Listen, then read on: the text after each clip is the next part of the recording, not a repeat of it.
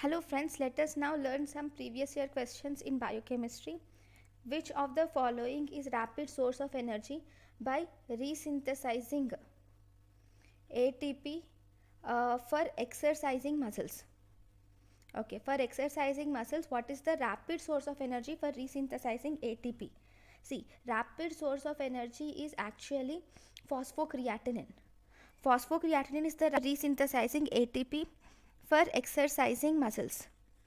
During the period of high activity, the phosphocreatinine allows the release of quick ATP release is allowed by phosphocreatinine.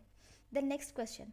In a child with cerebrohepatic syndrome, hypotonia and hepatomegaly, the probable biochemical defect is, see, this child has three things. One, he has cerebrohepatic hepatorenal syndrome, hypotonia and hepatomegaly. Actually, this syndrome is called as Zellweger syndrome, which is called as cerebrohepatorenal syndrome. In this Zellweger syndrome, there is accumulation of very long chain fatty acid. Okay, there is accumulation of very long chain fatty acid is seen in this Zellweger syndrome. In Zellweger syndrome, the number of the problem is in the peroxisomes, mutation of genes encoding some proteins called as peroxins.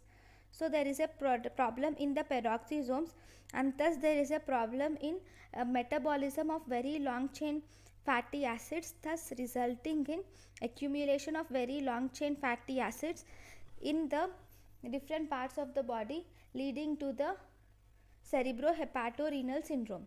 Then respiratory quotient after a heavy carbohydrate meal is, respiratory quotient is equal to the oxygen. If you see the respiratory coefficient, it is the carbon dioxide which is consumed, carbon dioxide produced divided by oxygen consumed gives the respiratory quotient. Carbon dioxide produced by oxygen consumed gives the respiratory quotient. For the carbohydrate meal, it is 1. Even if you see in carbohydrates meal, the amount of oxygen consumed is equal to the amount of carbon dioxide produced. So it is 1. Okay. Then, thank you for watching.